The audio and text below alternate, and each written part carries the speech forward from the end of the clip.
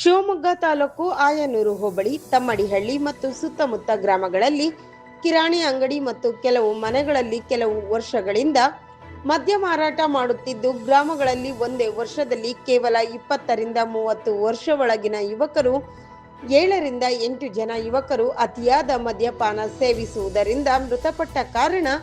ತಮ್ಮಡಿಹಳ್ಳಿ ಗ್ರಾಮಸ್ಥರು ತಮ್ಮಡಿಹಳ್ಳಿ ಗ್ರಾಮ ಪಂಚಾಯಿತಿಗೆ ಮುತ್ತಿಗೆ ಹಾಕಿ ವಿನೂತನವಾಗಿ ಪ್ರತಿಭಟಿಸಿದ್ದು, ಸ್ಥಳಕ್ಕೆ ಕುಂಸಿ ಪೊಲೀಸ್ ಠಾಣೆಯ ಇನ್ಸ್ಪೆಕ್ಟರ್ ಶಾಂತರಾಜು ಮತ್ತು ಸಿಬ್ಬಂದಿ ಭೇಟಿ ನೀಡಿದ್ದು, ಗ್ರಾಮಸ್ಥರು ಪೊಲೀಸ್ನವರಿಗೆ ಊರಿನ ಯುವಕರೆಲ್ಲ ಖಾಲಿ ಆದ ಮೇಲೆ ನೀವು ಅನಧಿಕೃತ ಮದ್ಯ ಅಂಗಡಿಗಳನ್ನು ನಿಲ್ಲಿಸುತ್ತೀರಾ ನಮ್ಮ ಗ್ರಾಮದಲ್ಲಿ ಎಂದು ತುಂಬಾ ನೋವಿನಲ್ಲಿ ಮಹಿಳೆಯರು ತಮ್ಮ ಅಳಲು ತೋಡಿಕೊಂಡಿದ್ದು, ಇನ್ನಾದರೂ ಸಂಬಂಧಪಟ್ಟ ಅಧಿಕಾರಿಗಳು ಸೂಕ್ತ ಕ್ರಮ ಕೈಗೊಳ್ಳುವರೆ ಕಾದು ನೋಡಬೇಕಿದೆ.